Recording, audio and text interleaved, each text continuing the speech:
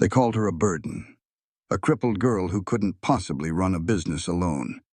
When the gunshot stopped and her father lay dying in her arms, the vultures of Willow Ridge were already circling. The town council wanted to lock her away in an institution and auction off everything her father built. But Eliza Hartwell had other plans. A mysterious stranger walked through her door that morning. A man with secrets darker than midnight and enemies who wanted him dead. Together they built a fortress of lies to protect a simple truth. But when his violent past came crashing into her store with guns blazing, Eliza faced an impossible choice. Run and lose everything, or fight and risk it all. What happens when a woman the world has written off picks up a gun for the first time? When she stands between a killer and the only man who ever saw her as more than her broken legs? Your worth is never measured by what others see as your limitations. It's measured by your courage to fight when everyone expects you to surrender. This story reminds us that we are our own rescuers. No one is coming to save you. But when you find the strength to save yourself, you discover a power you never knew you had. If this story touched your heart, leave a comment and tell me what moment hit you the hardest. Hit that like button if you believe every woman deserves to write her own story. And subscribe so you never miss another journey of strength and survival. The morning calm shattered like a pane of glass with the first gunshot. Eliza Hartwell's hand jerked, smearing ink across the ledger. A moment ago, her father's voice was a steady hum from the front of the store. Then, it just stopped. The second shot was the one that stole her breath. Papa. The name was a knot in her throat. She was in the back room, surrounded by the familiar scent of dried beans and tobacco. Her wooden crutches were right there, leaning on a stack of crates. But her legs, twisted from a riding accident when she was 15, felt like stone. They were never fast enough. A gruff voice she did not know echoed from the front. "Give us the cash box, old man." Eliza heard a tremor in her father's voice she had never heard before. It was not fear for himself, but for the helpless daughter listening just 20 feet away. She grabbed her crutches, pulling herself up as her heart hammered against her ribs. The backroom door was cracked open just enough to see silhouettes moving against the morning sun. Another younger voice spoke. "We know you keep the weekly earnings in there. We've been watching." Eliza flattened herself against the doorframe. Through the gap, she saw her father, William Hartwell, standing with his hands raised. He was 62, with a face lined by hard work and a kind heart. Two men faced him, their faces hidden behind bandanas. One of them had a revolver aimed right at her daddy's chest. "Please," William said, his voice low. "Just take it and go." The gunman let out a cold laugh. "That's the plan." Eliza's mind spun. The sheriff was blocks away. Getting out the back door would be slow, noisy work. Her father did not have that kind of time. "The box is under the counter," William said. "I'll get it." With a nod from the gunman, her father slowly bent down out of sight. She heard the scrape of metal on the floorboards. He rose with the small iron box in his hands. "Here," he said, placing it on the counter. "There's about $100 in there. That's the God's honest truth." The younger man snatched the box and pried it open with a knife. The lock snapped. He peered inside at the small pile of bills and coins. $100? The man sneered, looking up at William. "You think we're fools? Where is the rest of it?" "That is all there is," William insisted. "Business has been slow." "You are lying," the gunman said, stepping closer. The shot was so loud it made Eliza scream. Her father stumbled back, a dark stain blossoming on his shirt. He crashed into a shelf and tin cans rained down around him. "Papa!" Eliza pushed the door open and scrambled into the room, her crutches slipping on the floor. The two men spun around, their eyes wide above the bandanas. For a second, they just stared at the crippled girl in the doorway. "There's another one," the younger one said. William Hartwell, somehow still standing, pushed himself off the shelf. "Run, Eliza, run!" But running was the one thing she could never do. The gunman turned his pistol toward her, then seemed to decide she was not worth the trouble. He aimed back at her father. "No!" Eliza cried, swinging a crutch wildly. The second shot hit William in the throat. He collapsed behind the counter, a terrible choking sound bubbling from his lips. The robbers grabbed the box and fled. Eliza crawled to her father's side, the hot, sticky blood soaking through her dress. She pressed her hands against his wounds, trying to stop the life from pouring out of him. "Hold on, Papa, please." But his eyes were already growing distant. He found her hand and gave it one last weak squeeze. His lips formed a single word she could barely hear. "Love." And then he was gone. Eliza stayed there, cradling her father's head, and screamed until she had no voice left. By the time Sheriff Tom Briggs arrived, she was silent. She just sat on the floor, her useless legs stretched out before her.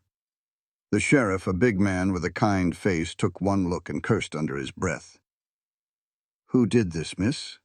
Her voice was a hollow whisper. "Two men. They took the box.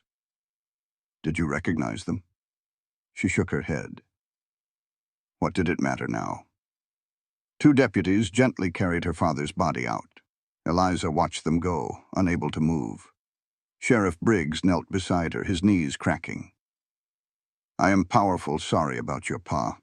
He was a good man." "Yes." "Is there anyone I can call for you? Someone to sit with you?"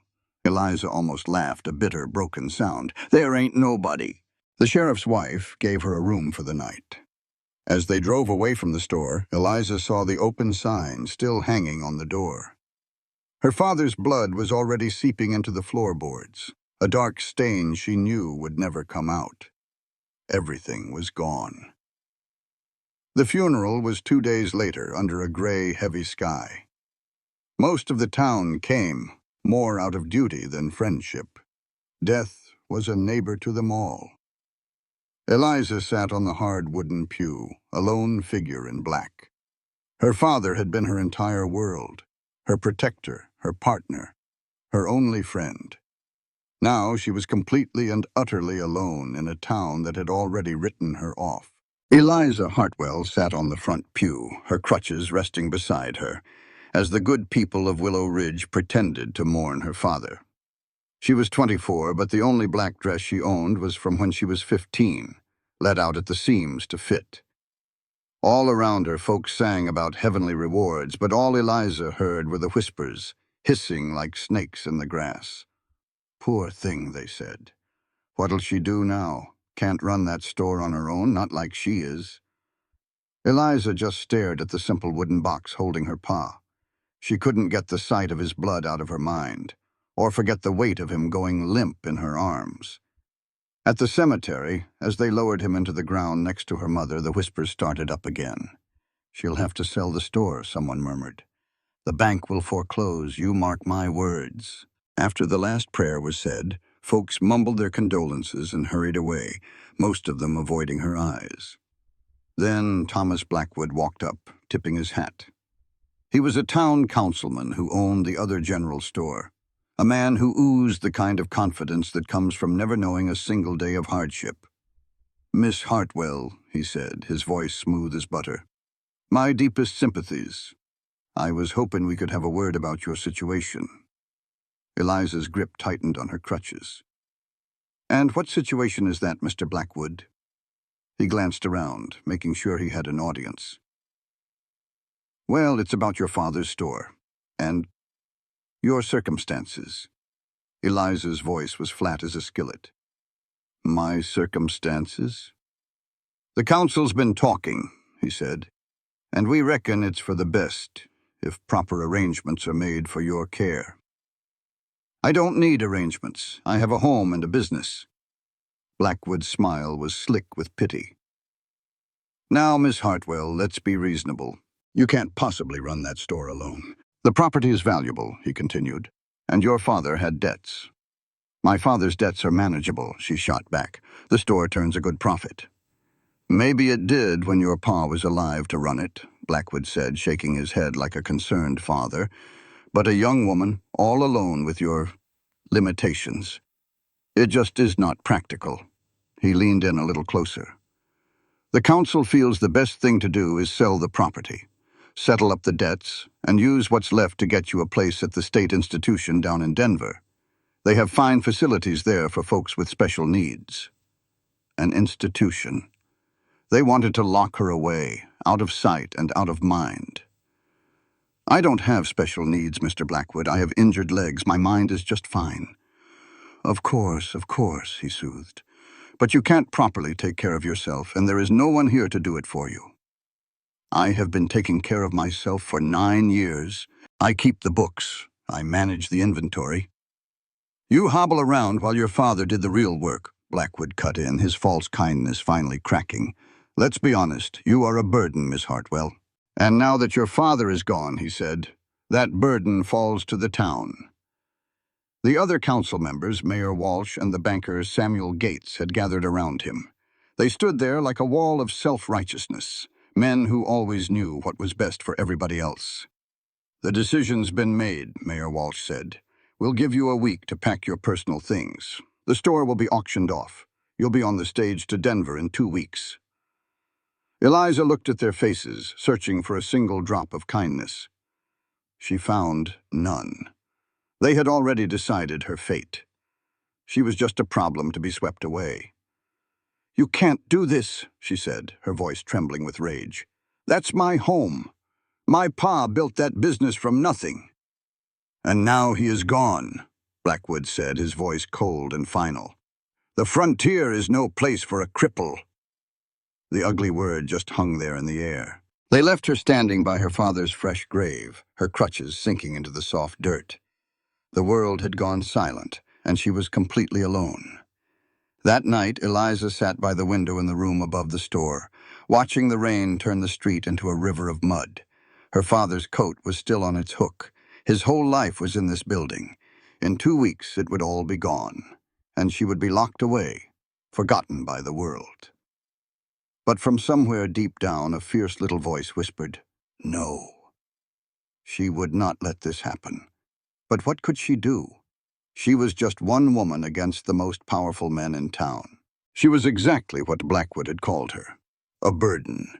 She pressed her forehead against the cool window pane. Pa, she whispered into the darkness, I don't know what to do. Please tell me what to do. But the dead don't offer advice, and the rain just kept on falling. The next morning, Eliza went downstairs and unlocked the store, even though the council had ordered it to stay closed. The blood had been cleaned up, and everything was put back in its place. It looked just like it always had, except for the terrible emptiness where her father should have been.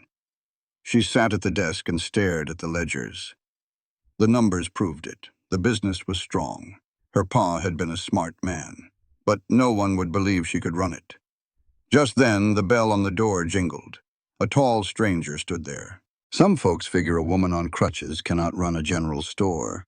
It is an injustice that leaves a bitter taste, a story of an underdog that ought to have a different ending.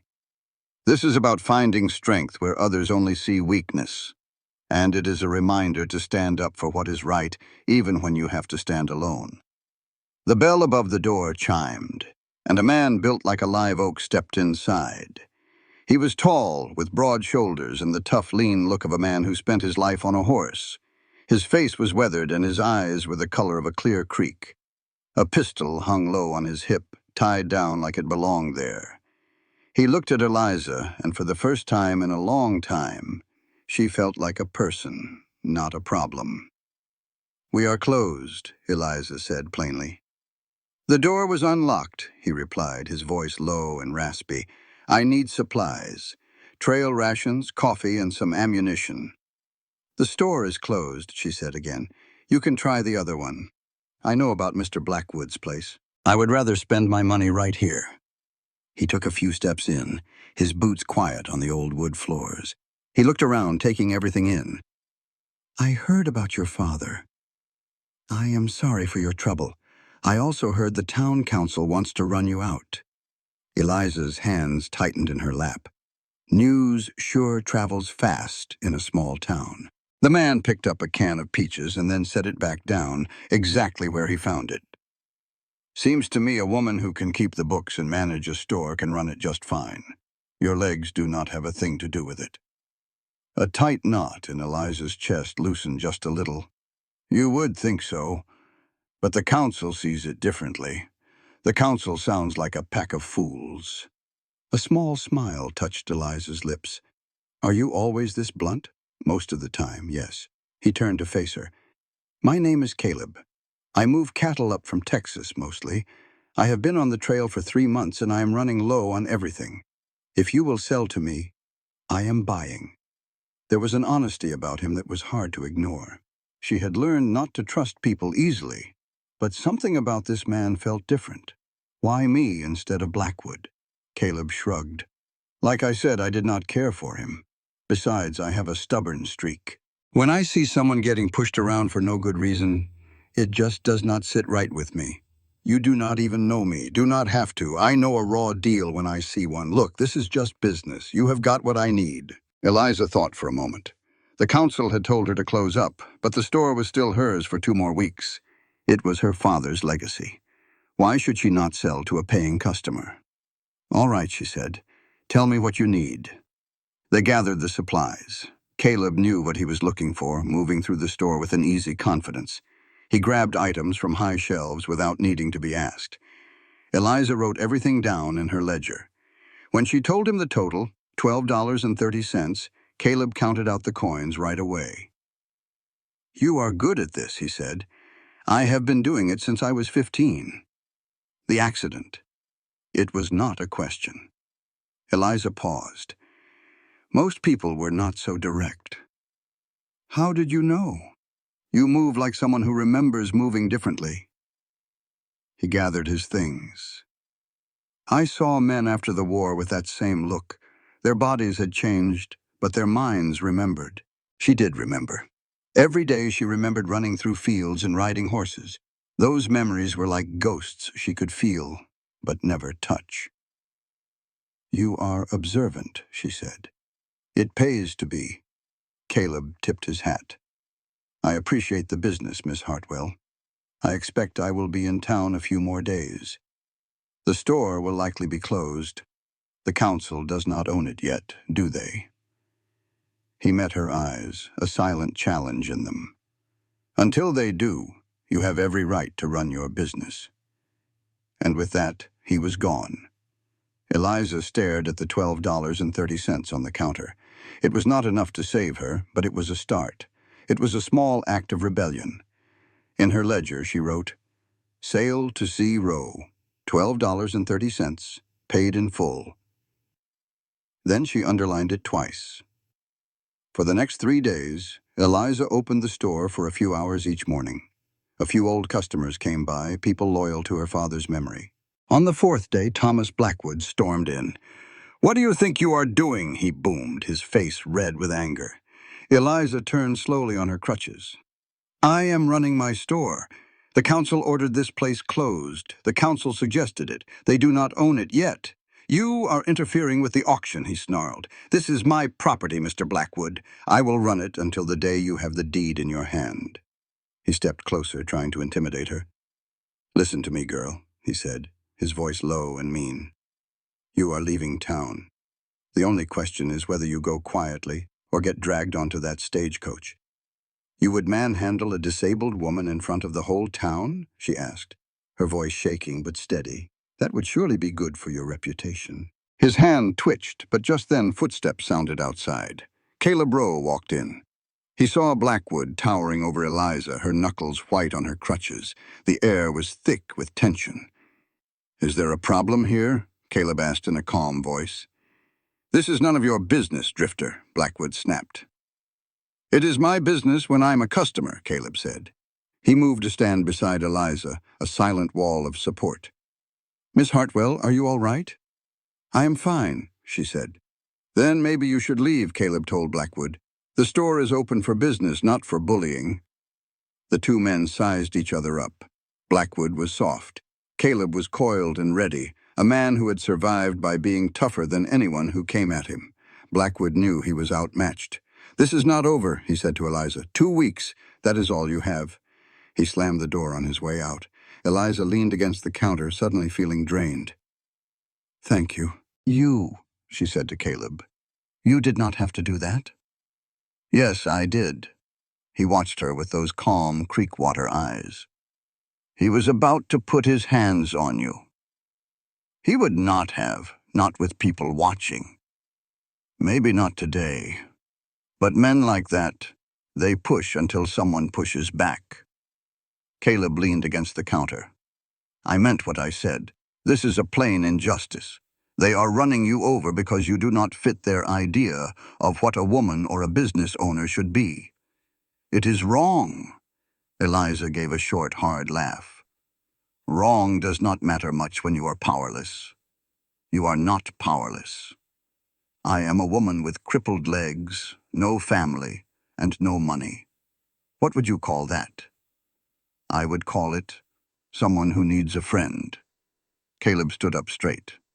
"What if I told the council that I am your business partner?" Eliza just stared at him. "My what?" "Your business partner. We have been working together for months. I handle the heavy lifting and the deliveries. You manage the books. Together we run this store, and that is why it has been doing so well." "That is a lie.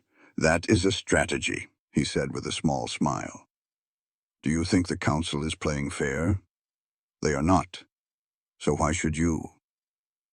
"They will never believe it. They know my father ran this store by himself." "Did they? Your father was getting older. It makes perfect sense that he would have taken on a quiet partner to handle the hard labor. And after he passed, it makes sense that partner would step up to keep the business going with the daughter who knows all the numbers." Eliza's mind was spinning. It was bold, it was crazy, and it felt like everyone would see right through it. But then she thought, what if they did not? What if just having a man beside her, one they saw as capable, was enough to make them think twice?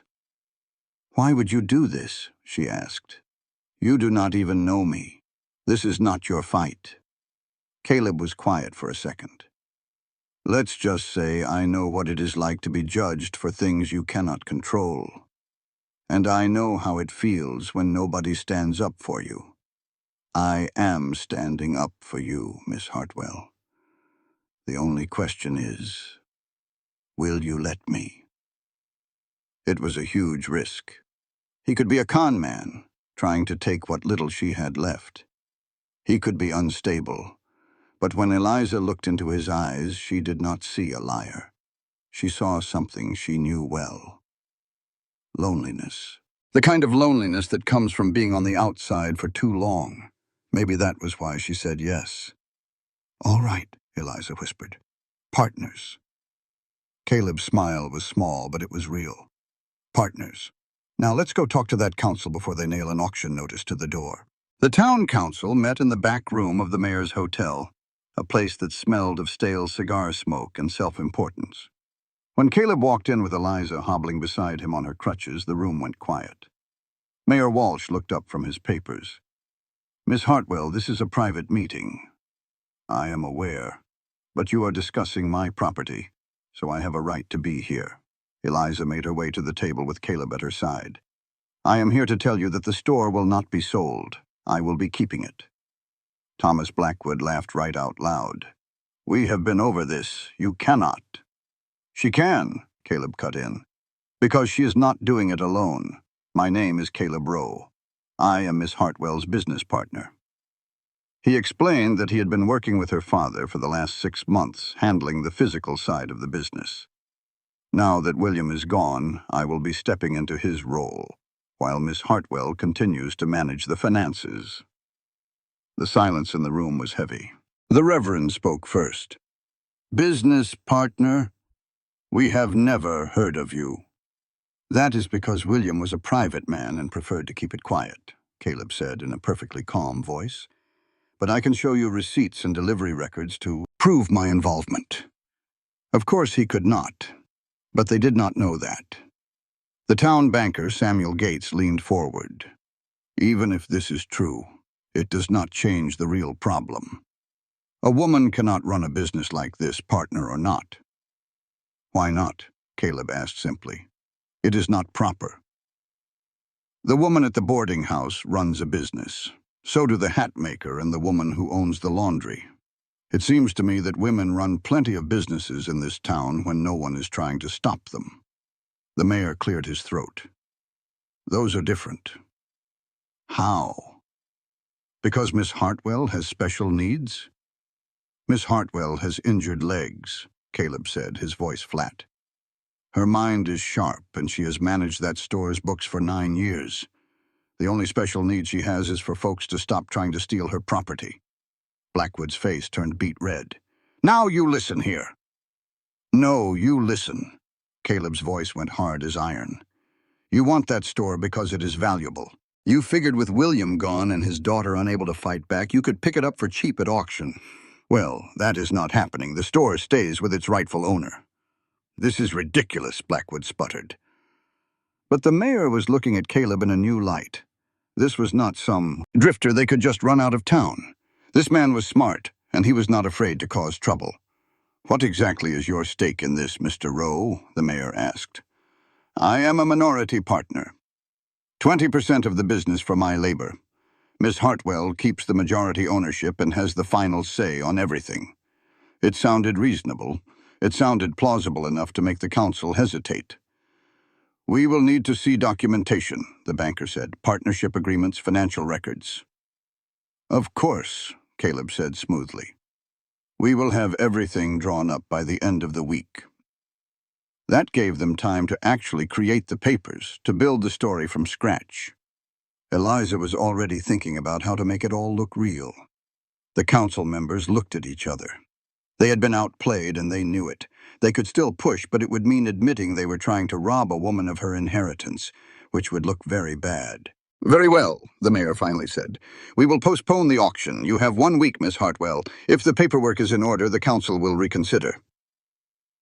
It was not a win, but it was a chance. As they left the hotel, Eliza felt a surge of hope for the first time since her father died. Thank you, she said to Caleb as they stood on the wooden sidewalk. I do not know how I can ever repay you. You already have, Caleb said. You trusted me. That is more than enough payment. He tipped his hat and walked away, leaving Eliza standing in the sun with her crutches, her newfound hope, and the first real smile she had worn in a week. She did not see Thomas Blackwood watching from the hotel window with pure fury in his eyes. And she did not know that in 1 week everything would change all over again. The next week was the hardest Eliza had ever worked. She and Caleb met every morning before sunrise in the store's back room. They were surrounded by ledgers and blank partnership forms Caleb had bought. The documents had to look real. That meant creating a paper trail that went back 6 months. They had to fake delivery records, write up old receipts, and even forge her father's signature. Eliza's hands ached from writing, and her conscience ached from all the lying. But every time she felt a wave of doubt, she pictured Thomas Blackwood's greedy face and remembered how the council had dismissed her, and she kept on writing. This one needs to be dated March 15th, Caleb said, looking at a supply ledger. Make it for 200 pounds of grain. Eliza dipped her pen into the ink. You know this is fraud. And you know what they are doing is theft. Sometimes you have to fight fire with fire. He looked over at her. Are you having second thoughts? Every single minute, she admitted, her handwriting staying perfect. But I am doing it anyway. A small smile touched Caleb's lips. That is courage, Miss Hartwell. Real courage is not about being fearless.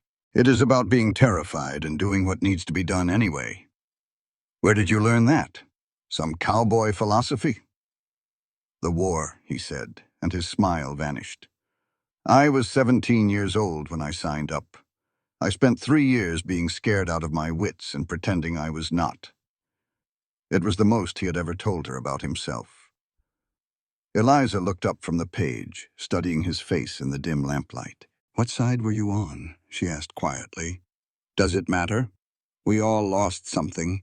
He shook his head, clearing the memory. Come on. We have got 20 documents to fake before the sun comes up. They worked through the night. The only sound was the scratch of a pen on paper. Outside, the town of Willow Ridge slept. not knowing that two people were building a fortress of lies to protect a simple truth. A person's worth is not measured by how they stand, but by what they stand for. They forged partnership agreements and financial records showing Caleb invested $500. They even wrote letters of reference from ranchers in Texas who had never even heard of him. It was a masterpiece of deception. "Think it will work?" Eliza asked. Caleb shrugged. "Depends. If they are just looking for an excuse to back down without losing face, this will give them one. But if they find the holes, then we are both in real trouble. Forgery is a serious crime. Risking time in a cell." He looked her square in the eye. "I am ready for that. The real question is, are you?" Eliza pictured that awful place in Denver, a life locked away with folks the world had thrown out. She remembered her father's last words and the promise she made at his grave. "Yes," she said. "I am willing." "Good." Caleb tucked the papers into a leather case. "Then let's go give those fellas something to think about." As they moved to leave, Eliza saw what she had missed. Caleb's gun belt was pulled tight, not hanging loose like usual. His coat was open to the chill, ready for a quick draw. His eyes darted from the window to the door. "What is it?" she asked. "Likely nothing." "You are a poor liar, Mr. Rowe. What is wrong?"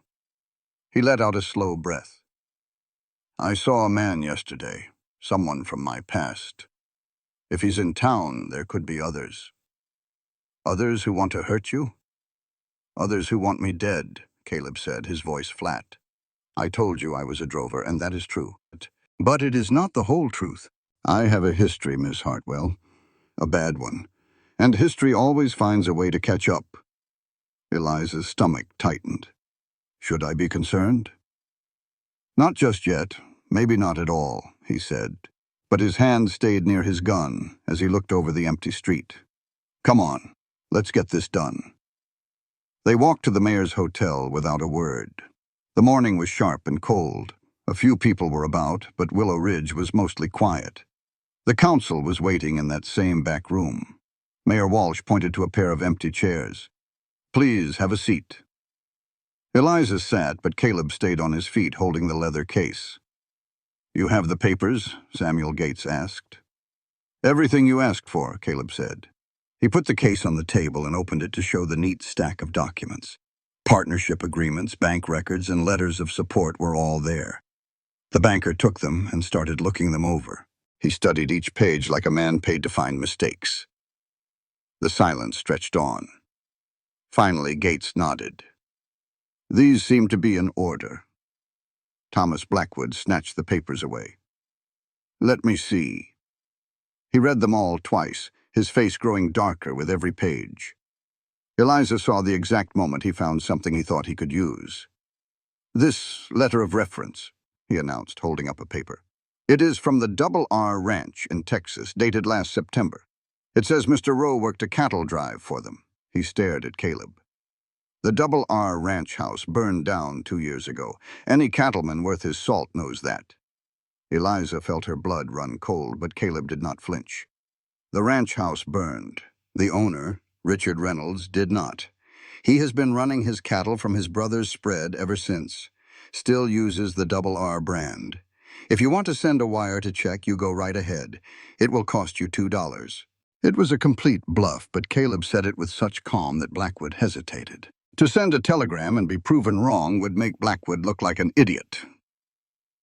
"I will send the telegram," Blackwood finally declared. "In fact, I will check every one of these. If I find one lie, I will have you both arrested." "Fair enough," Caleb said. "While you are at it, you might want to look at your own books. I hear there are some questions about those mining claims you bought." The room fell silent. "What are you suggesting?" Blackwood's voice was low and mean. "Not a thing," Caleb said with a smile that was all ice. "Just making conversation." Mayor Walsh cleared his throat. "Gentlemen, please. Miss Hartwell, this partnership does change things. If Mr. Rowe is a genuine partner, the council cannot legally force you to sell." "I told you that before," Eliza said. "Yes, well," the mayor fidgeted. We were worried about your ability to manage. With Mr. Rowe's help, our concerns are somewhat eased. Somewhat. Eliza knew that word was their way of keeping a foot in the door, but it was a start. "So the auction is off?" she asked. "It is postponed," the mayor said, "while we verify Mr. Rowe's papers. If they are all true, then yes, the auction will be cancelled." He paused. "But the council will be watching. If the business struggles, we will act." It meant they were waiting for her to fail. "Understood," Eliza said. Then Reverend Williams spoke up. "There is the matter of propriety, Miss Hartwell. With Mr. Rowe living in the same house." "He does not live there," Eliza cut in smoothly. "He has a room at Mrs. Chen's boarding house." Caleb's eyebrow twitched, but he said nothing. "I see," the Reverend huffed. "Even so, an unmarried woman working so closely with a man, it is not proper. They wanted to lock her away in an asylum, but were worried about her virtue now." "Mrs. Henderson from the hat shop joins me for tea every afternoon," she lied. "We review the books together. Is that enough supervision for you, Reverend?" Williams just frowned and nodded. "Then we are finished here," Caleb said, gathering the papers. He offered Eliza his arm, and they walked out into the sunlight. They were halfway back to the store before he spoke. "That was too close.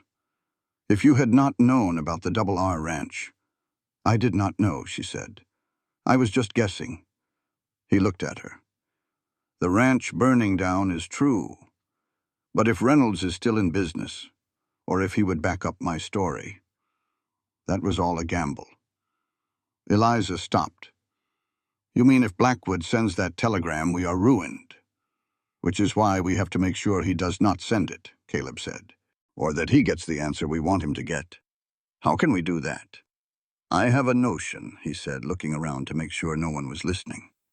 "I need to leave town for a couple of days. There is a telegraph office in Copper Springs about 30 miles south. I can ride there and back in 3 days. What will you do there?" "Send a telegram to myself from Richard Reynolds, saying I worked for him," Caleb said without a trace of a smile. "Then I will pay the operator to remember it that way if anyone comes asking." "That is fraud." "Yes," he said. "Add it to my list. Can you manage things here while I'm gone?" Eliza thought about the store and about Blackwood's hateful eyes watching her every move. "I do not have a choice." "There is always a choice," he said softly. "You could get on that stage to Denver. But I do not reckon that is your choice anymore." And he was right. She was not a victim anymore. She was a fighter. Her own worth. "Go on," she told him. "I can handle things. Just be sure to lock up tight at night. Don't you open the door for anyone you don't know." Caleb paused, then unholstered his pistol and offered it to her. "Here, take this." Eliza just stared at the gun. "I don't know the first thing about using it. You point it at whatever needs killing. Then you pull the trigger. That is all there is to it." When she didn't move, he said, "Please, it would set my mind at ease." Eliza reluctantly took the firearm. It felt cold and heavy in her hand, a solid weight that made the whole situation feel dangerously real. "I will be back in 3 days," Caleb promised. 4 at the most. If I am not back by then—" "Don't talk like that. If I am not back, you go find the sheriff. You tell him every last thing, the forgeries, the fraud, all of it. Better to face the law than whatever is coming if this goes south." "What is coming?"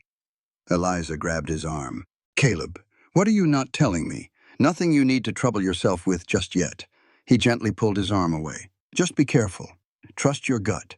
If something feels off, you get yourself to a safe place."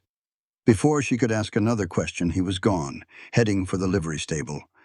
Eliza watched him go, the pistol heavy in her hand, feeling a true dread begin to creep in. What in the world had she gotten herself into?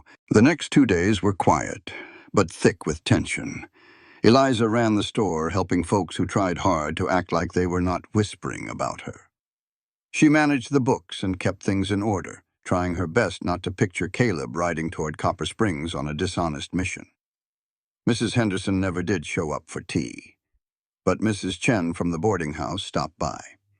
She brought a little soup and some bread, along with a heap of questions about Mr. Rowe. "He is a good man," the old woman said from the chair across from Eliza's desk.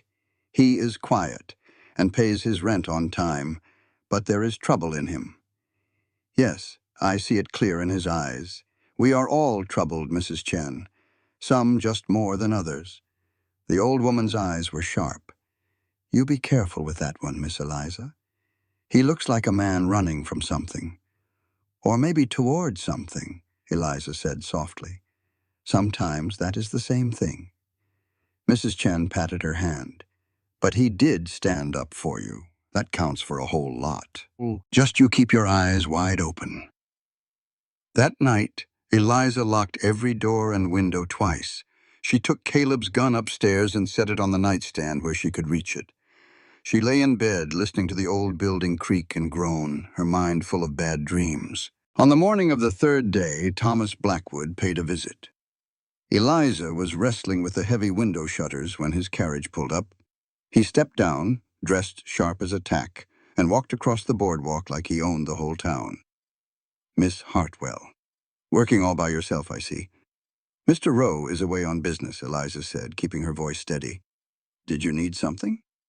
"Just checking on my investment, making sure things are running right." His smile was as cold as a snake. "Where did your partner go, exactly?" "He is in Copper Springs, meeting with suppliers." "Copper Springs." Blackwood seemed to enjoy the words. "That is interesting. I sent telegrams to all of Mr. Rowe's references yesterday. I have not heard anything back, but I'm sure I will soon."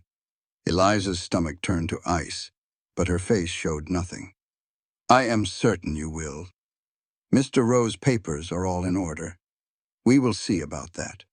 He stepped closer, getting into her space until her skin crawled.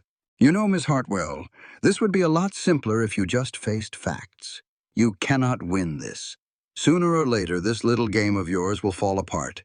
And when it does, you will be in a whole lot more trouble than a trip to Denver. Is that a threat, Mr. Blackwood?" "It is a warning. There is a difference." Blackwood looked around the store, sizing it all up. "This place, the goods, it's worth a fair bit," he said. "I'll make you a decent offer. Sell it to me now. You can take the money and start over somewhere new. And I will forget all about this little fraud you and your partner are running." Eliza stood firm. "The answer is no. You are making a big mistake. That is my right. Now, I will ask you to leave." Blackwood's jaw went tight. For a second, Eliza thought he would drop the pleasant act and show his true colors. But he just smiled that cold, oily smile again. "Fine. But do not say I never gave you a chance." He tipped his hat with a sneer. "Good day, Miss Hartwell. I will be back when the telegrams arrive." He left, and Eliza watched his carriage disappear. Her hands were shaking something fierce. Caleb had been gone for 3 days. If he did not get back soon with his fake telegram, if Blackwood's questions reached Texas first, it was all over. She would be arrested, and the store her father built would be lost for good. That evening, hoofbeats pounded down the street, fast and hard.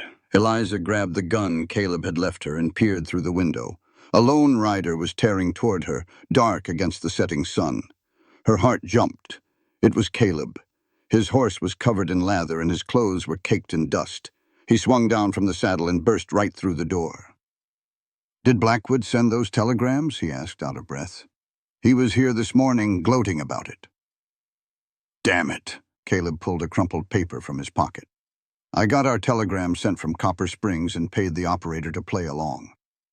But if Blackwood's message gets a reply before ours does—" "We are finished," Eliza said.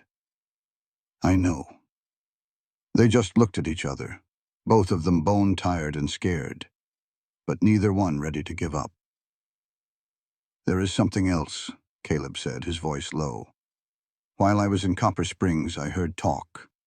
Men were asking about me. Asking about a man named Rooster." His hand instinctively went to his hip where his gun ought to be. "They are getting close." "The men from your past," Eliza finished for him. If they find me here, they will hurt anyone standing near me. I understand. No, he said, stepping closer. You do not. These are not just some outlaws looking for money. They are killers, Eliza.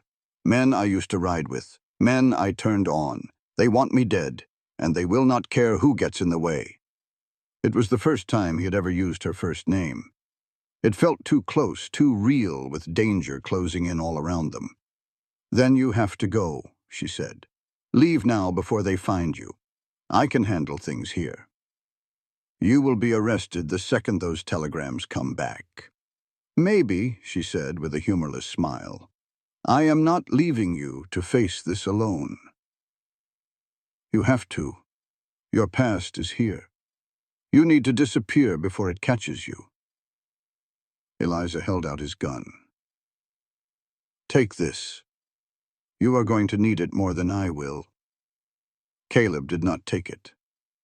If I leave, Blackwood wins. If you stay, you die, and I will probably die with you. She pushed the gun toward him again. Please, I already lost my father. I cannot watch someone else die for me. This is not your fault. Is it not? If you had not stopped to help a crippled girl, you would be long gone by now. You would be safe. I would be alone, Caleb said softly. I have been alone for 5 years, Eliza. Always running. You gave me a reason to stand my ground.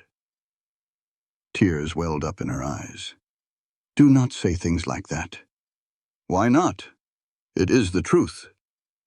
He reached out and took the gun, but he just set it on the counter between them. I am not leaving. We started this together, and we will finish it together. Whatever happens. That is crazy. Probably, he said with a tired but genuine smile. But this is the first crazy thing I have done that feels right. Outside, the sun finally dipped below the horizon, painting the sky a deep red. They stood there on opposite sides of the counter, tied together by lies and desperation. And maybe something else, too. All right, Eliza whispered. Together. Neither of them saw the man watching from across the street. A man with cold eyes and a scarred face, his hand resting on the butt of his pistol. They had no idea that tomorrow would bring much more than just a telegram. It would bring a reckoning. But for that one moment, they had each other. The man with the scarred face walked into the general store at 10 o'clock the next morning. Eliza felt him before she saw him, like the air changes right before a storm. She looked up and froze. He was tall, with a face that looked like it had been busted up and put back together wrong. A deep scar ran from his eyebrow to his jaw, twisting his mouth into a constant sneer. Can I help you? Eliza asked, her voice steady even as her heart pounded. His eyes scanned the room and settled on her crutches with a cold, flat look. Then he smiled, and it was worse than a frown. I am looking for someone. A man named Caleb. Or maybe Rooster. Heard he might be around here. Mrs. Patterson, who had been looking at fabric, let out a little gasp and scurried out of the store. I do not know anyone by that name, Eliza lied. Is that a fact? The man moved further into the store, slow and deliberate like a predator. Funny thing, he said, walking like a wolf circling its dinner. The telegraph operator back in Copper Springs said a fellow matching Caleb's description came through a few days ago. Paid good money to send a wire and keep his mouth shut. But that operator, Jake, he gets talkative when he drinks. And I bought him plenty of drinks. Eliza felt a cold dread wash over her. If this man knew about the telegram, he knew everything. Their entire plan was about to fall apart. I run a busy store, she said carefully. I cannot remember every person who comes through. Oh, you would remember Caleb. The scarred man picked up a can of peaches and then set it back down. He used to ride with my crew 5 years ago. He was good with a gun, even better with horses. The man's smile vanished completely. I am sorry, but I cannot help you. See, I think you can, he said, leaning over the counter. I think Caleb has been here, and I think you know exactly where he is. You need to leave, Eliza said, her fingers finding the grip of Caleb's gun hidden below the counter. Now. The man saw the movement and let out a harsh laugh. Are you going to shoot me, little lady, with those shaky hands? He sneered. Have you ever even fired a gun before? Get out of my store. Or what? He challenged, pointing to the window where townspeople were starting to gather. You will shoot me in front of everybody? Go on, then. Pull that trigger. Let's see what happens. Eliza's fingers shook on the trigger. He was right. Killing a man, even this man, would destroy everything she was fighting to save. Just then, the back door creaked open. Caleb stepped into the room, his own gun already in his hand, his face a cold mask. Hello, Dutch. The scarred man straightened up slow, moving his hands away from the counter. Caleb, it has been a long time. Not long enough. Now that hurts my feelings, Dutch said, his grin like broken glass. After all we went through, that is how you greet an old friend? We were never friends, Caleb said, stepping between Dutch and Eliza, his aim steady. How did you find me? Same way I always find folks. I ask questions, I follow the trail, and I pay the right people. Dutch's eyes darted over to Eliza. Heard you got yourself a partner. Is that right? That is none of your business. Oh, but it is, Dutch said. See, you owe me, Caleb. Caleb, you owe every last one of us, and we are here to collect. I do not owe y'all a thing. You rode off with our money, $20,000 from that bank job in Amarillo. That makes you a thief, Dutch said, his voice turning hard. And we do not take kindly to thieves. Eliza's head was spinning. $20,000, a bank robbery. Caleb was not just some outlaw. He was part of a gang, and he had double-crossed them. The man she had put her trust in was a wanted criminal. I did not take your money, Caleb said. I was gone before that job. You know it. You left the night before. Mighty convenient timing, don't you think? Next morning, the bank is empty. And so are you. What am I supposed to think? Think whatever you want. I am not the one who robbed that bank. Then where were you? Where did you go? Dutch stepped forward. Caleb raised his pistol just a bit and Dutch froze. You just vanished. A man does that when he is hiding something. I left because I was done. Done with the killing and the running. Done with men like you. Caleb's voice was quiet but final. I walked away to save what little soul I had left, and I did not take a single thing that was not mine. Prove it. I do not have to prove a thing to you. They stood there, staring each other down, a whole lot of bad blood between them. The only sounds in the store were the ticking clock and Eliza's own shaky breath. At last, Dutch smiled that cold smile again. Well, I reckon we are at a standstill. You say you did not take the money? I say you did. Seems like there is only one way to settle this. You want to draw on me, Dutch? Right here? Caleb's voice was calm, almost tired. I am quicker than I used to be, and you were never all that fast to begin with. Maybe so, but I did not come by myself. Dutch nodded toward the window. I've got 3 boys waiting outside. You might get me, Caleb. You might even get 2 of them. But you will not get all 4. And when you are lying dead, well, his eyes moved to Eliza. I would hate for an innocent lady to get caught up in all this. The threat was plain as day. Give up or watch her die. Leave her out of this, Caleb said. I cannot do that. She is part of it now. You made her part of it the second you walked into her life. Dutch spread his hands like he was sorry. But I am a reasonable man. You come with us, nice and peaceful. We will ride out of town and have a talk about that missing money. If you can convince me you are telling the truth, maybe we will let you go. Maybe. And if I cannot, then you just die slower. Your choice. Don't go with him, Caleb, Eliza said, her voice rough. He is lying. He will kill you no matter what. Smart girl, Dutch said. Pretty? Too, even with those bad legs. A real shame about that accident. What happened? Did you fall off a horse? Do not talk to her." Caleb's hand tightened on his pistol. "Do not even look at her." "Well, ain't you touchy?" Dutch chuckled. "You have gone soft, Caleb, getting feelings for the girl. That is not the man I remember. The old you was all business, cold as ice. Look at you now, playing house. Last warning, Dutch.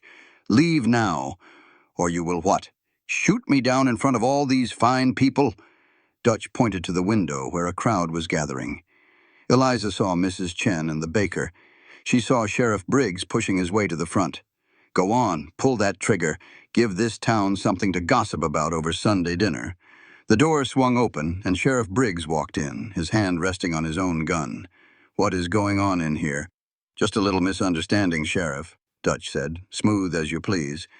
Me and my old friend Caleb were just catching up." "Is that not right, Caleb?" Caleb did not answer. He just kept his eyes locked on Dutch. The sheriff looked from one to the other, feeling the tension, but not knowing the cause. "Is that true, Mr. Rowe? Is this man a friend of yours?" It was a test. Caleb could lie and buy some time, or he could tell the truth and all hell would break loose. "No," Caleb said. "We are not friends. This man is threatening Miss Hartwell. I'm asking him to leave." Dutch's friendly act vanished. "That is a lie, Sheriff. I came in to buy supplies, and this man pulled a gun on me for no reason at all. That is assault, maybe even attempted murder." "Is that right, Miss Hartwell?" the sheriff asked. Eliza's thoughts were racing. If she sided with Caleb, she was accusing a man of a crime. It would mean an investigation, maybe a trial. But if she sided with Dutch, they would arrest Caleb. Dutch would be free to kill him in his jail cell. "He is lying," she said, her voice finding its strength. "This man came in here demanding to know where Caleb was. When I would not tell him, he threatened me. That is when Caleb stepped in." "Threatening a lady?" Sheriff Briggs's hand tightened on his weapon. "That is a mighty serious accusation, ma'am." "It is also a mighty serious lie," Dutch shot back. "Check my gun, Sheriff. It is still in its holster. I have not drawn it once. How is that a threat?" "You do not need a gun to threaten someone," Eliza said. "You made it clear that if I did not help you find Caleb, something bad would happen to me. That is a threat." Sheriff Briggs looked stuck. He was a good man, but not a quick thinker. He was better at stopping saloon fights than sorting out this kind of trouble. "Look," he said finally, I do not know what is going on here," the sheriff said, "but I can't have men pointing guns at each other in my town. Mr. Rowe, lower your weapon." "Not until he leaves," Caleb said, his voice tight. "He has got 3 men waiting outside, Sheriff. They are here to kill me, and they will not care who gets caught in the crossfire. I am not lowering my gun until he is gone." "A gang?" the sheriff asked, his eyebrows shooting up. "There is no gang," Dutch said with a greasy smile. "Just some friends traveling with me. We are honest men looking for work. This fella is just paranoid. Probably has a guilty conscience about something." "Is that right, Rowe?" the sheriff asked. "You got something to feel guilty about?" Eliza watched Caleb, saw him weighing his options. "Everyone's got something," Caleb finally said. "But this man wants me dead. That is all you need to know." "I need to know a lot more if you are asking me to run a man out of town," the sheriff grumbled.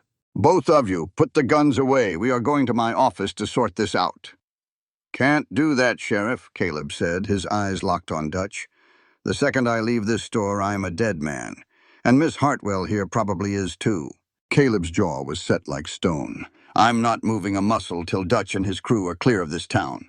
Dutch just threw his head back and laughed. "Sheriff, you hearing this nonsense? This fella's making you a prisoner in your own town over nothing but shadows." Sheriff Briggs's face got as red as a sunset. He was a man who lived by the book, and this whole mess was getting out of hand. "Mr. Rowe, you have till the count of 3 to put that firearm down, or I'll have to take you in." He started the count. 1. "Sheriff, please, don't listen to him," Eliza begged. "He's the one causing the trouble." 2.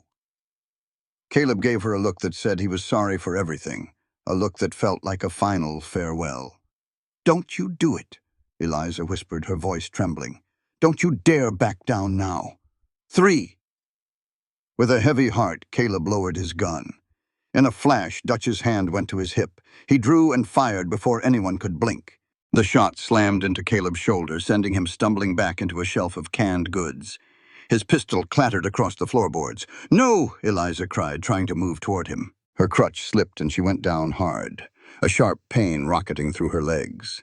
Sheriff Briggs reached for his own gun, but Dutch was quicker on the draw. A second gunshot echoed, and the sheriff fell back like a mighty oak, a dark stain spreading on his shirt. "Dumb fool," Dutch grumbled, already putting his weapon away. Just outside, folks were hollering and running for cover. 3 of Dutch's men showed up in the doorway, guns in hand and grins on their faces. Caleb tried to push himself up, clutching his wounded shoulder. Dutch strolled over and gave him a vicious kick to the ribs. Caleb crumpled with a groan. "Reckon you ain't as fast as you used to be," Dutch sneered, bending down close. "Getting soft, Caleb. Worrying about folks just makes you slow." He looked over at Eliza. "Leave her out of this," Caleb choked out. Dutch yanked him up by his shirt. "Where's the money I'm owed?" "Never had it," Caleb insisted. The butt of Dutch's pistol met Caleb's face, and his nose broke with a sickening crack. "That ain't the right answer." "I tell you, I don't know," Caleb spat, blood in his mouth. "Someone else must have taken it."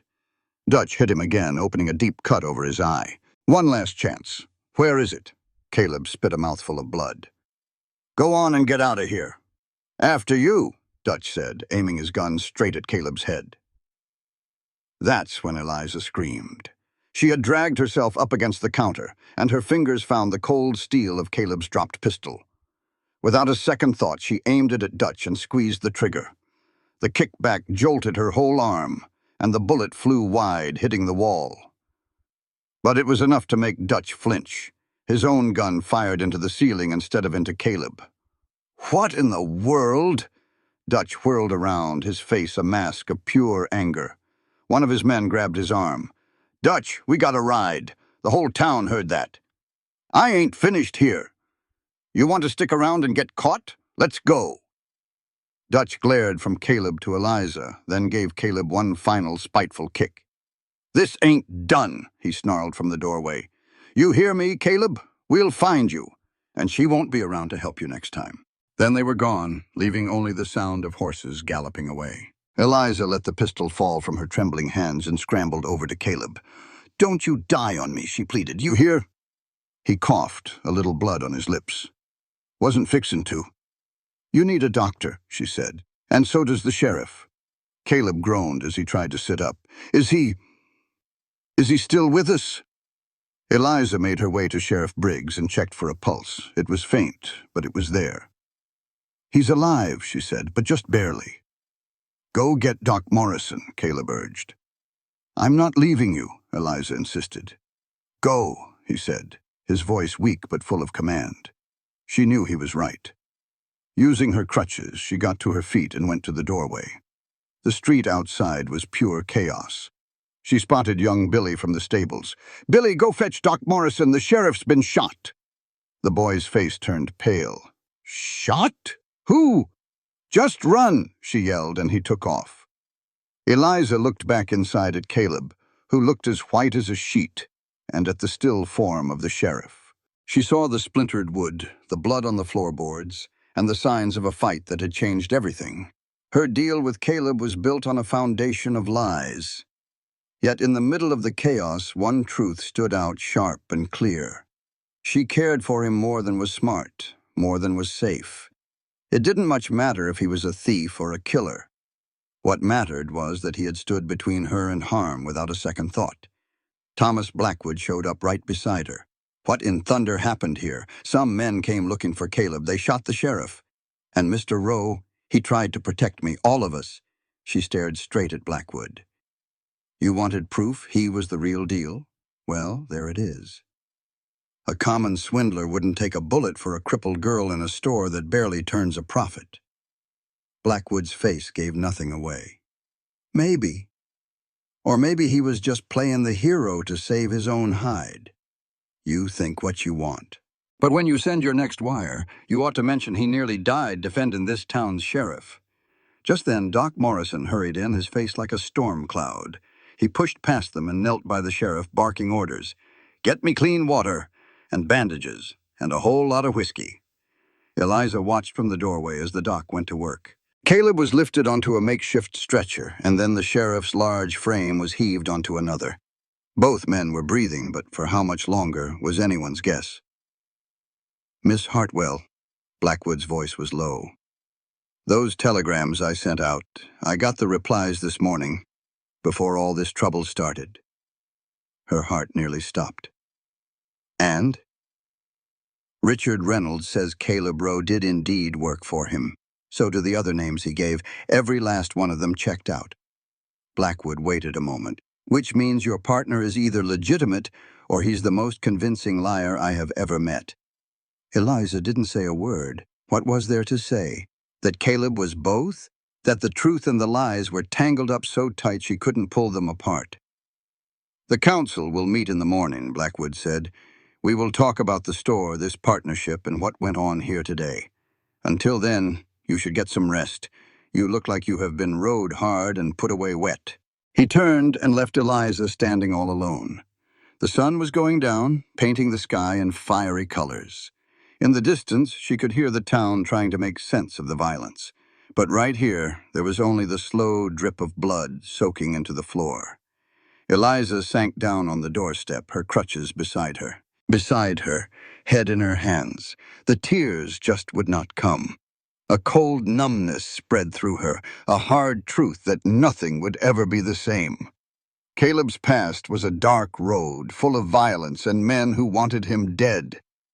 And that past had followed him right here, nearly getting them both killed. The smart move was to cut him loose and let him face his own demons. But Eliza had never been smart about the things that truly mattered. She got to her feet and limped back inside. She had blood to clean up and a decision to make that would set the course for both their futures. The woman this town had written off had just fired a gun to save a man. And in all that chaos, she found the one thing she had lost, the will to fight for what was hers. To hell with the consequences. She spent the night on her knees, scrubbing blood from the floorboards by lamplight. The water in her bucket turned a sickening shade of rust, but she kept on scrubbing. If she stopped, she would have to think about the feel of the gun in her hand. Mrs. Chen found her there long after midnight, scrubbing at stains that would never truly wash away. The old woman's voice was soft. "Miss Eliza, come now. This can wait for the morning." "It cannot," Eliza said, her voice flat. "The council meets tomorrow. They cannot see this. They will say I need protection." "You do," Mrs. Chen said, kneeling beside her. She gently took the brush from Eliza's raw hands. "But you will not find it by destroying yourself. Come. I have soup. You will eat, then you will sleep." "I need to rest," Eliza admitted, finally looking at her own shaking hands. Her legs ached with a deep grinding pain. She had pushed herself too far. "How is he?" Eliza asked softly. "Doc Morrison got the bullet out of his shoulder," Mrs. Chen said, helping her up. "He says Caleb will heal, though his ribs will take some time. He's been asking for you." "I cannot see him, not yet." Seeing him meant facing the truth about the danger he brought with him. It meant deciding if the man who stood up for her was worth all this trouble. "I do not know what to say." "Then say nothing," Mrs. Chen advised. "Sometimes just being there is enough. Come, soup first." They walked through the dark, silent streets. Fear had locked every door in town. Everyone knew Dutch and his men would be back. Caleb had tried to warn them, but no one had listened. At the boarding house, Mrs. Chen sat her down in the kitchen with a bowl of hot soup. "The council will blame Caleb for this," Eliza said after a while. "They will say he is dangerous." Mrs. Chen looked at her. "Are they wrong?" The question landed hard. "I do not know. He says he did not steal their money." "Men like Dutch are always convinced of whatever suits them," Mrs. Chen said. "The real question is not about his past. It is whether you believe he is trying to build a different future. Does it matter what I believe? It matters, the old woman said, her eyes fierce. When evil men make demands, we do not give up what is ours. We fight.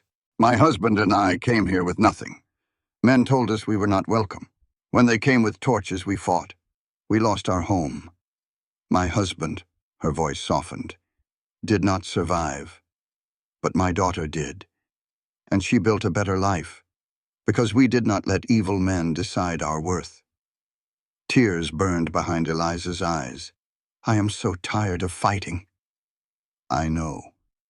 But tomorrow, what will you tell the council? The truth, I suppose.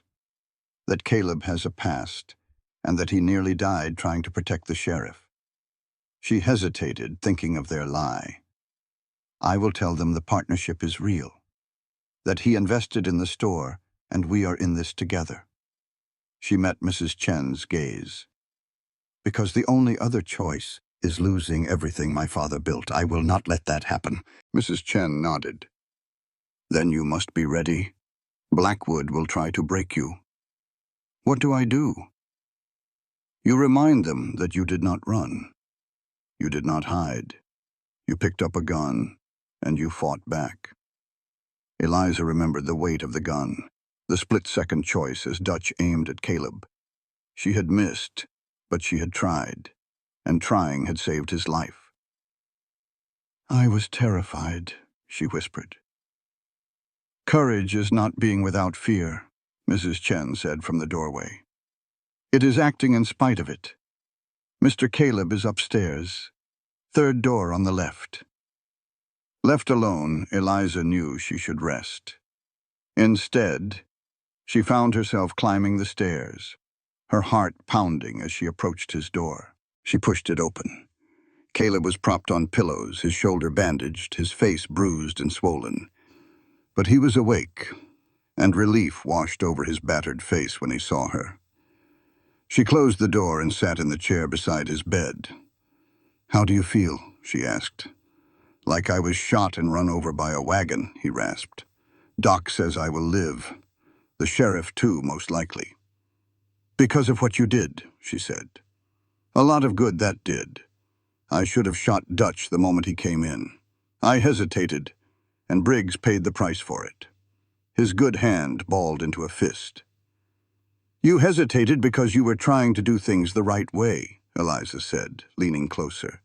Dutch was right about one thing. You have gone soft. I probably would have. But you are not that man now, are you? I am the one who brought them here. My past is what got Sheriff Briggs shot. My mistakes almost got you killed. How is that any different from the man I was? Because you never wanted this to happen. You tried to protect folks, not hurt them. She paused for a moment. Did you take that money? The $20,000 from Amarillo? Caleb sat in a long, heavy silence. No. I rode out from the gang 3 days before they hit that bank. I left in the dead of night because I just could not do it anymore. I could not keep robbing and hurting people and acting like it was nothing. What was it that changed you? We held up a small bank over in Silver City. It was a little place hardly worth the trouble. A woman was working as the teller. She had her little girl with her, maybe 5 years old. That child started to cry the second we walked in with our guns drawn. His voice sounded far away. Dutch told her to quiet the kid down. When she could not, he pointed his pistol right at that little girl. He said he would give her a real reason to cry. Eliza gasped. I stopped him. I stood right between him and that child and told him if he shot, I would kill him where he stood. Caleb's eyes looked haunted. We left without a single shot fired. But that night, all I could see was that little girl's terrified face. And how close I came to being part of something truly evil. So you left. So I left. I took my horse and my gun and nothing else. I rode north and never once looked back. He looked right at her. 3 days after that, the gang robbed that bank in Amarillo. They got away with $20,000. When Dutch could not find the money, he figured it had to be me. He decided I had played them all for fools. But you did not do it. No, I did not. I cannot blame him for thinking it, though. The timing looked mighty suspicious. I disappear, and the money disappears with me. What else was he supposed to think? Eliza thought on this. So somebody else in the gang took it. Someone who is probably still out there. Or maybe Dutch lost it all in a card game and made the whole thing up. Or maybe the money never even existed. Maybe this is all just his excuse to hunt me down for leaving. Caleb gave a bitter smile. It does not much matter now, does it? Either way, they want me dead. Then we have to run. We will leave town tonight. We can go somewhere they will never find us. He looked at her face for a long time. Eliza, you do not have to do this. Yes, I do. If I stay here, the council will just take the store. They will say I was in business with a criminal. Everything we worked for will be gone. She held onto the chair's arms. But it is more than that. I do not want to stay here anymore. This town has shown me exactly how they feel about me. The only person who ever made me feel like I was worth a dime was my father and you. I lied to you. I forged papers. I brought danger right to your door. You stood by me. You saw a person, not a burden. You nearly got yourself killed protecting me. Her voice caught in her throat. So, yes, it is we. Because I choose you, Caleb Rowe, past and all. He reached for her with his good hand, and she took it. His fingers felt warm and strong. They just sat there in the lamplight. Two people who had been broken, choosing each other. The council meets tomorrow, Caleb finally said. They will want to know what happened and who I really am. Let me handle them. Eliza, I mean it. You are in no condition to face those men. I will go. She gave his hand a squeeze. I trust you, Caleb. That is what worries me. But he squeezed back. All right. You handle the council. But you have to promise me something. What is it? If things go south, if that man Dutch comes back, or if the council tries to arrest us, you run. You take whatever money we have and you get on the very first stagecoach out of town. Do not wait for me. Just go. I will not. Promise me, Eliza. She wanted to say no, that she would never leave him. But the look in his eyes was so fierce that she nodded. I promise. It was a lie, and both of them knew it. Eliza stayed until he was asleep, his hand still in hers. Then she slipped out and went to her own room, where she stared at the ceiling until the sun came up, making her plans. The council met at 9 o'clock in the mayor's hotel. Eliza got there early. She wore her best dress and her face was calm, hiding the fact she had not slept a wink. Thomas Blackwood was there, along with Mayor Walsh, the banker Samuel Gates, and Reverend Williams. Sheriff Briggs was the only one missing, still unconscious over at Doc Morrison's. Miss Hartwell. Mayor Walsh pointed to an empty chair. Please have a seat. She sat down, placing her crutches beside her. I suppose you know why we have called this meeting, Walsh said. I imagine it has something to do with what happened yesterday. Events? Blackwood's laugh was ugly. You mean the gunfight that left our sheriff at death's door and made a battlefield of your general store? I mean the attack by criminals who rode into our town looking for my business partner. Eliza's voice was steady.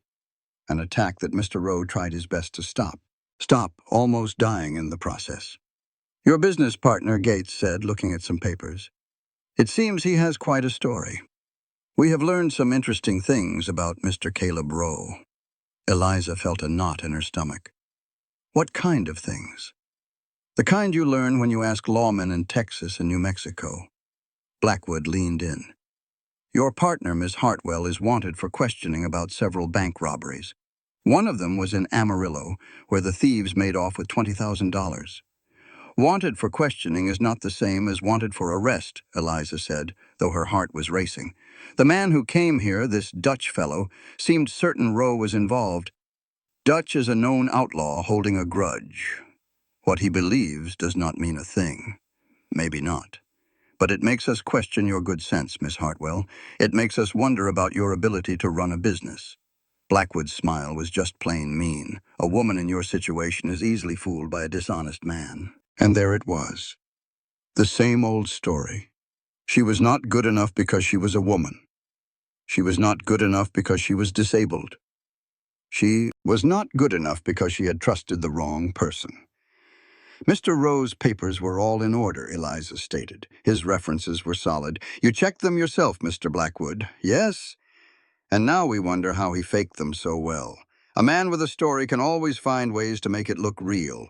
If Mr. Rowe is such a con man, why would he stay here? Why risk his life for the sheriff? Why take a bullet for me in this town? She looked at each man. Con men run from trouble. Caleb stayed to fight. Or he had nowhere left to go, Gates offered. Maybe he knew Dutch was coming and thought his best bet was to look like a hero so we would protect him. That is just foolish. Is it? Because it looks to me like Caleb Rowe used you, Miss Hartwell. He used your difficult spot to make a safe place for himself, and now we are all in danger. Reverend Williams spoke up. There is also the issue of what is proper. A young single woman working so closely with a man of his reputation. Yesterday, Mrs. Chen saw you visit Mr. Rowe's room late at night all alone. Eliza's face grew hot. I was checking on a man who had been shot, in his bedroom, after midnight. You see how that looks, do you not? I see that you are all more worried about how things look than about real crimes, like a sheriff being shot in the street. Eliza's voice got louder. Dutch and his men are still out there, but you are worried about whether I had a chaperone when I checked on an injured man. We are worried about your good name, Williams said. And the town's good name. This whole business has people talking. They say Willow Ridge is a safe haven for criminals. If folks hear our general store is run by a fallen woman and her outlaw boyfriend. We are not lovers, Eliza snapped. We are business partners. That is all. Then you will not mind ending that partnership, Blackwood said. You can sell the store to someone who can run it properly. We will see that you get a fair price. A fair price? Eliza laughed, and it sounded brittle. You mean you will take my father's legacy for next to nothing and run me out of town? Just like you always wanted to do. You are trying to steal from me. Let us be honest about it. She stood up, her whole body trembling with fury. My father built that store from nothing. He worked himself to death to give me a future, to give me a place in this town despite my legs. And you want to take it just because I had the nerve to fight back? Miss Hartwell, please sit down, Mayor Walsh pleaded. No, I am done sitting quietly while you men decide my life. I am done being treated like a child or an invalid. Eliza moved to the door, her crutches clicking on the wood floor. The store is mine. The partnership is real. And if Dutch comes back, we will deal with him with courage, not by running scared. If you walk out that door, we will force you to sell, Blackwood threatened. We will get an order from a judge. Declare you unfit. Eliza turned to look him square in the eye. Then do it. Show everyone in Willow Ridge what kind of men you really are. Go on and prove you are willing to ruin a grieving woman just to make $1. I am sure your reputations can handle it. She was out the door before they could say another word, her heart pounding like a drum. She had just declared war on the most powerful men in Willow Ridge. They would come after her with everything they had. But she had also stood up for herself. She had claimed her own worth. Outside, Deputy Clay Matthews was waiting for her, looking grim. Miss Hartwell, I need a word with you about yesterday. It is about pressing charges, he said, against you and Rowe for fraud. Matthews looked uneasy. The town clerk, he checked those partnership papers you filed. He contacted the notary whose seal was on them. Turns out that notary has been dead for 6 months. The world seemed to spin. Eliza grabbed the porch railing. I do not understand. The papers are fakes, ma'am. Forged. That means you and Rowe lied to the council and committed fraud. The deputy pulled out a pair of iron handcuffs. I am mighty sorry, Miss Hartwell, but I have to place you under arrest. Everything she had fought for, the store, her future, it all came tumbling down. It was all built on lies that had finally come to light. She thought about running, thought about the promise she made to Caleb. Then she held out her wrists. All right, let us just get this done with. As the deputy locked the cold metal around her wrists and led her toward the jail, Eliza felt a strange calm wash over her. The townspeople stared and whispered as she passed. She had fought her fight, and she had lost. But at least she had gone down swinging. And somehow, that felt like a kind of victory. The jail cell smelled damp and sad. Eliza sat on the cot, her crutches leaning nearby, and just stared at the iron bars. She had been in there for 3 hours. She was a criminal now. A forger. The outer door creaked open. Someone was coming, their steps uneven. It was Caleb, leaning hard against the bars. His face was pale and his bandaged shoulder was bleeding through his shirt. "You should not be out of bed," Eliza said, "and you should not be in a cell." His voice was rough with pain and anger. "I told Matthews it was all my doing. The forgeries, all of it. I told him you did not know a thing about it." "And did he believe you?" "No. Said you were too smart not to have known. Said anyone with eyes could see we were in it together." "We're in this mess together now," she said. Caleb held the jail bars. "I'm so sorry, Eliza. We both knew what we were getting into," she replied, stepping closer. "So what's next?" "The judge gets here in 2 days," Caleb said. "We're facing serious charges. Could be 5 years in prison if they decide to throw the book at us." 5 years. The thought made Eliza feel cold all over. Her father's store would be gone. Her whole life wasted. "There might be another way," Caleb whispered. "The deputy left his keys on the desk. We could be long gone before anyone even knew." "You mean run?" she asked. "Just add that to the list of things they want us for?" "I mean, I want us to make it through this," he said. "We won't get a fair shake here. Blackwood has the judge in his pocket. He'll make sure we're put away for good. Our only shot is to leave." "And go where?" she challenged. "They'll hunt us down." "It's better than rotting in a cell," Caleb pleaded. "We could head out west, start fresh where nobody knows our names." The idea was tempting. Freedom was just a few feet away. But to run meant giving up on her father's legacy. It meant letting a man like Blackwood win. It meant a life of always looking over her shoulder. "No," she finally said, her voice quiet but firm. "I'm done with running. I'm tired of hiding and letting other folks tell me what my life is going to be." She moved right up to the bars. "You should go, Caleb. Take the keys and ride hard. But I'm staying right here."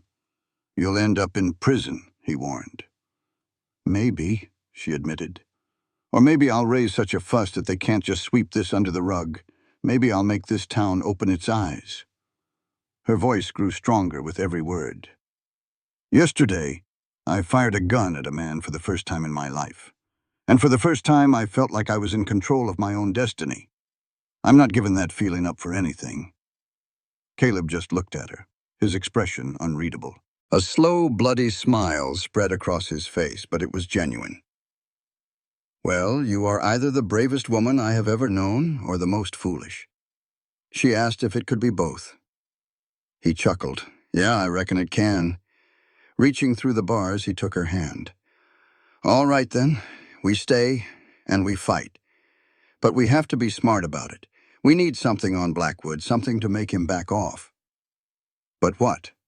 "He holds all the cards in this town." "Not all of them," Caleb said, his eyes turning sharp. "Every powerful man has secrets. Back when I was in Copper Springs, I heard whispers. Rumors about Blackwood bribing federal land inspectors to approve worthless mining claims. Then he would sell shares to folks back east. That is federal fraud. Exactly. If we can prove it, we can show the town council their golden boy is just as dirty as they claim we are. We could force his hand. He drops the charges and we keep quiet about his whole scheme. That is blackmail." "No, that is survival," Caleb said, squeezing her hand. "You said you wanted to fight. This is how we do it." Before Eliza could even answer, the main door swung open with a bang. Deputy Matthews, smelling heavy of whiskey, stumbled inside, but right behind him was Mrs. Chen, a woman Eliza never thought she would see on her side. Her face was a mask of pure determination, and she carried a basket covered with a cloth. "I brought some food for the prisoners," the old woman declared. "The deputy here said it was allowed." Matthews just waved a hand toward the cells. "Yeah, sure. Just hurry it up. I have a headache that could stop a clock." Mrs. Chen walked right up to Eliza's cell and passed the basket through the bars. Hidden under the bread and cheese was a folded piece of paper. Eliza took it in a single smooth motion, hiding it in her sleeve. "You are a kind woman," Eliza said loudly for the deputy to hear. "Thank you. It is no trouble at all. Kindness is for everyone, even for those who have made mistakes." Mrs. Chen glanced over at Matthews, then looked back at Eliza with meaning in her eyes. "I have been telling folks around town what happened. A lot of them are not happy about your arrest. They think the council is being too harsh. That is kind of them, but I do not think it will change anything. You might be surprised what people can do when they get riled up," Mrs. Chen said, patting her hand. "You keep the faith, Miss Eliza. The truth always finds its way into the light." After she was gone and Matthews was busy with his bottle, Eliza unfolded the paper. It was an old contract, stained with water, but the writing was clear. It was between Thomas Blackwood and a land inspector named Horace Turnbull, dated 2 years ago. For $500, Turnbull had agreed to certify 3 worthless mining claims as having high-grade silver ore. And right there at the bottom was Blackwood's signature, big and bold. Eliza looked over at Caleb, who was watching her with a questioning look. She held the paper up for him to see. His eyes went wide. Where in the world did she get this? "I have no idea, but this is exactly what we needed." Eliza's mind started spinning. If we give this to Mayor Walsh, he might be in on it with Blackwood. Gates, too. They could all be making money from this scheme. Caleb thought hard for a moment. "We have to go higher up, to the federal authorities, the territorial marshal. But he will not get here for weeks. The judge is coming in 2 days." They sat in silence, frustrated. They had the proof they needed, but no way to use it. Everyone in Willow Ridge with any power was either crooked or compromised. Then an idea hit Eliza. The telegraph office. We can send a wire to the territorial capital directly to the marshal. We can tell him about the fraud and that we have the evidence. Even if he does not get here in time, just the threat might be enough to make Blackwood deal. Matthews will never let us get near that office. No, but Mrs. Chen might. Eliza went to the bars and called out to the deputy. "Mr. Matthews, I need to send a thank you note to Mrs. Chen for the food. Would you be so kind as to take it to her boarding house?" Matthews looked up from his bottle. "I am not your personal delivery boy, Miss Hartwell. Please, sir. She has been so kind, and I just want to show my appreciation." Maybe the whiskey had softened him, because he sighed and got a piece of paper. "Just make it quick. And do not try anything clever." Eliza wrote a simple note. On the surface, it just thanked Mrs. Chen for the bread, which reminded her of her father.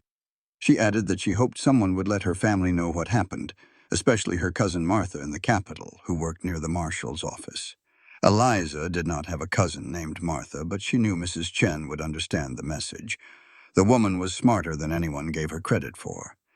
Matthews took the note without a close look and headed out. The second he was gone, Caleb spoke in a low voice. "This is a real long shot. Even if she understands and sends the message, the marshal might just ignore it. He could think it is just a trick from a couple of folks trying to get out of jail." "It is a desperate trick," Eliza replied. "But that does not make it the wrong thing to do. Blackwood has been cheating people for years, and he needs to be stopped. And if it does not work, if the judge finds us guilty anyway—" Eliza met his gaze. "Then at least we went down swinging instead of just giving up. That has got to be worth something, right?"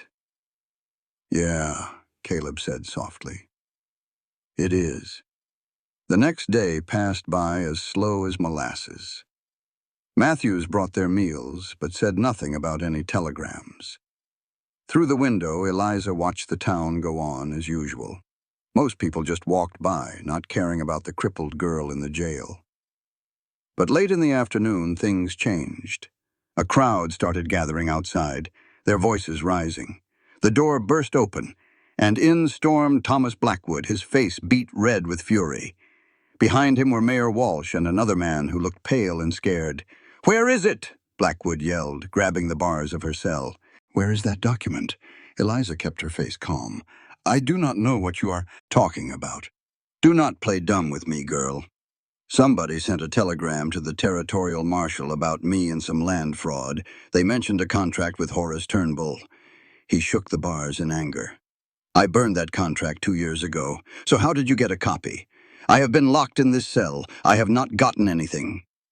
Blackwood spun around to face Matthews. Who has been here? Who has visited her? Just old Mrs. Chen with some food, the deputy stammered, looking nervous. But I watched her the whole time. What is this about fraud, Mr. Blackwood? That is none of your concern. This is a private matter. But his eyes looked desperate, like a trapped animal. The marshal is sending an investigator. He gets here in 3 days. I need that document before he shows up. I told you, I do not have it. Then who does? Who is helping you? When Eliza stayed quiet, Blackwood turned to the mayor. We have to move the trial up. To today. Right now. We need them convicted before any federal man gets here. We cannot do that, Walsh argued. The judge is not even in town yet. I do not care what it takes, Blackwood shouted. These two need to be on their way to prison before anyone starts asking questions.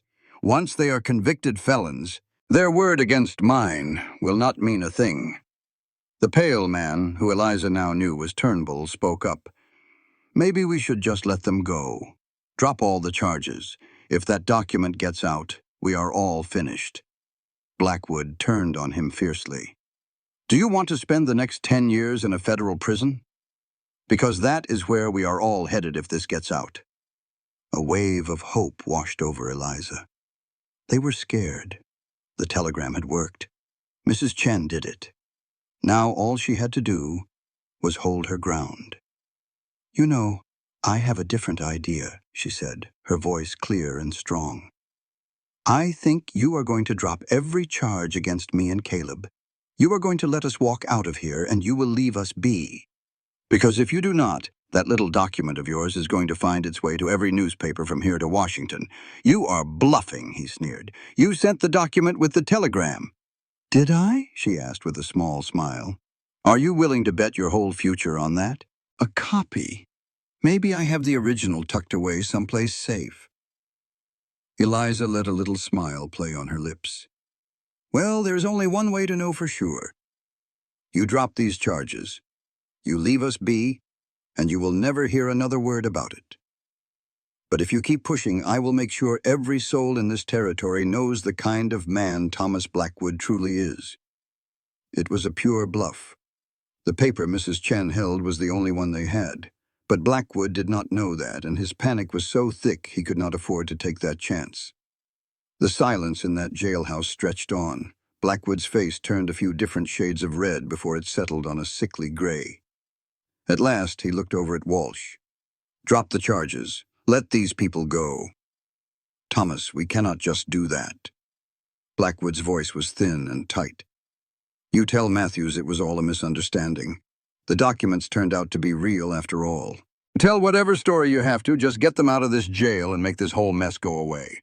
Walsh looked like he was about to argue, but one look from Blackwood shut him down. He gave a slow nod. Deputy Matthews, release the prisoners. The charges have been reconsidered. Matthews was mighty confused, but followed his orders, pulling out his keys. Yes, sir, if that is what you want. The cell door groaned open. Eliza grabbed her crutches and stood, hardly daring to believe it was happening. Caleb's cell was opened next, and he walked out slow on account of his injuries, but his head was held high. Blackwood got right up close to Eliza, his voice a low hiss. This is not over.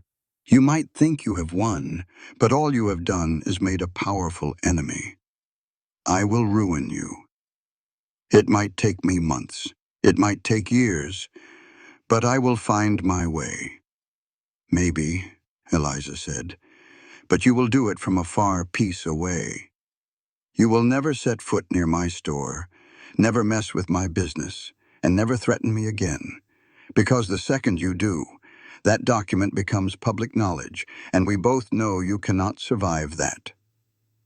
She pushed right past him with Caleb by her side, walking out of that jail and into the fading sunlight. The street was full of folks. Mrs. Chen was there and Doc Morrison and a few other shop owners. Even some of the ranchers who used to do business with her father had shown up. Eliza realized they had all been waiting to see how this would play out.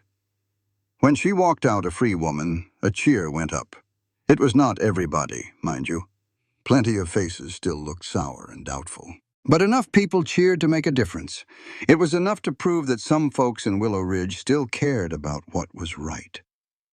Mrs. Chen hurried through the crowd and gave Eliza a careful hug. "I sent the telegram you asked for, and I kept the papers safe. Very safe." "Thank you," Eliza whispered.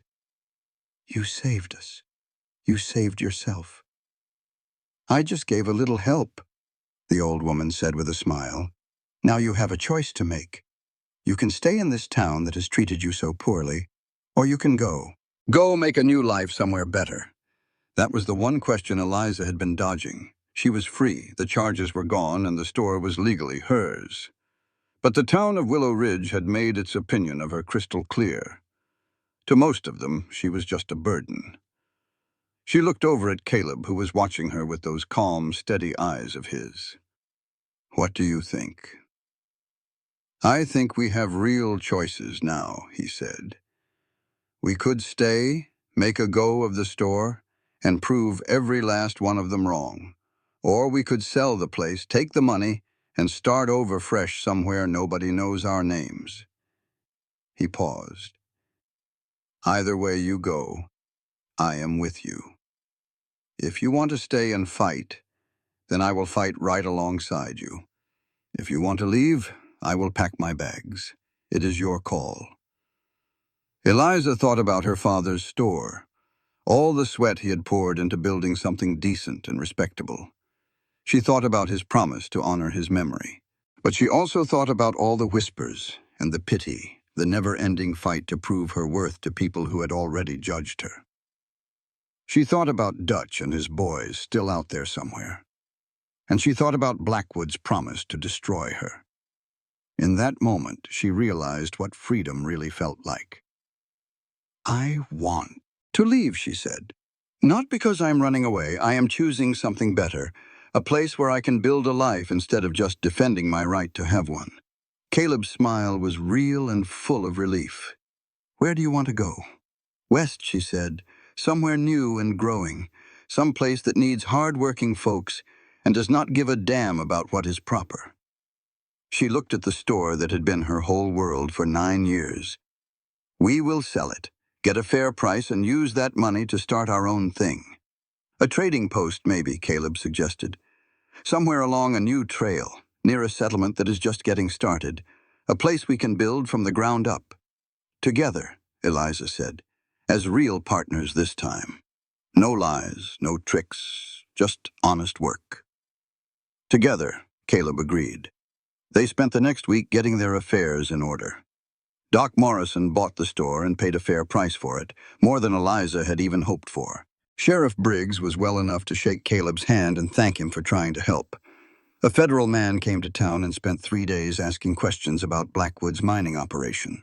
Eliza gave him the document and told him everything. She felt a deep satisfaction watching Blackwood's whole world start to fall apart. On the morning they were set to leave, Eliza visited her father's grave one last time. She placed a small bunch of wildflowers on the dirt mound. "I am leaving, Papa," she said softly. "I know you wanted me to keep the store, but I cannot. This town will never see me as anything more than a cripple, and I am tired of fighting it." She touched the simple wooden cross. "I hope you can understand. I tried. I fought as hard as I knew how. But sometimes the bravest thing to do is to know when it is time to walk away." The wind whispered through the tall grass, and Eliza decided to believe it was her father telling her he understood. Caleb was waiting at the cemetery gate with 2 horses. He had spent the last week rigging up a special saddle for Eliza, one with extra support to help her stay mounted despite her legs. It was not perfect, but it was a kindness she had never expected. "Ready?" he asked. "As I will ever be." He helped her onto the horse, careful with her legs, and handed her the reins. Then he swung up onto his own horse. He looked at her, a question in his eyes. Eliza took a deep breath and looked back at Willow Ridge one final time. Then she turned her horse to face the west. "Let us go," she said. They rode out as the sun climbed into the sky, just two small figures against a wide-open land. Behind them, Willow Ridge went on with its day, already starting to forget them. But ahead of them lay nothing but possibility. They reached a new settlement in Montana Territory 3 months later. The railroad was coming through, and new businesses were needed. With the money from the store, they built a trading post right where two big trails crossed. Eliza had a head for figures and a way with people, so she handled the books and the customers. Caleb had a strong back, so he handled the heavy work and kept things secure. Together, they built something that neither one of them could have done alone. The trading post did well. Within a year, they added a little diner. Within 2 years, they had built a small house out back, with ramps instead of stairs for Eliza. And somewhere in those 2 years, their partnership turned into something more. It happened slow and quiet, with shared looks across the counter and hands that found each other at the dinner table. One spring evening, Caleb asked Eliza to be his wife, and she said yes without a second thought. They were married right there in the trading post, surrounded by friends and neighbors who only knew them as equals. There was no pity in anyone's eyes, just good wishes for two people who had found each other. Years went by. The trading post became the heart of the town that grew up around it. Eliza and Caleb raised a daughter with her mother's grit, and a son with his father's quiet strength. They taught their children that a person's worth is not measured by how they look or where they came from, but by their courage and their kindness. They never saw Dutch and his gang again. That part of their lives was over, and they were happy to leave it that way. Years later, on quiet nights, Eliza would sit with Caleb on their porch, watching the stars blanket the sky. She'd sometimes think about the town she left behind, and the girl she used to be, the one who thought her whole life was defined by her weak legs. "You ever wish you'd done things different?" Caleb asked her one evening. Eliza thought about it for a moment. She pictured her father's old store and the life she might have had. Then she looked at the home they'd built, at her husband sitting beside her. "Not for a second," she said with a smile. That girl who thought she had no choices grew up into a woman who made her own way. That's worth more than anything I left behind. Caleb squeezed her hand. "Well, I'm mighty glad you chose the path that led to me." They sat there for a while, two people who had found a new beginning. The land out here was tough, but it was fair. It didn't judge you for your past mistakes or your... The night air smelled of pine and fresh chances. In the darkness, Eliza Hartwell Rowe finally felt at peace. Folks once saw a crippled girl, but she had forged her own strength. That cowboy gave her a ride away from the ruin, and that much was true. But Eliza knew in her bones that she had been her own rescuer, and that was the only truth that truly mattered. This content was carefully researched, developed, and manually edited by our team to deliver meaningful stories with valuable life lessons. Every narrative is crafted to entertain, inspire, and empower our audience. We believe that great stories can change lives, and we are committed to bringing you content that matters. Thank you for being part of our community.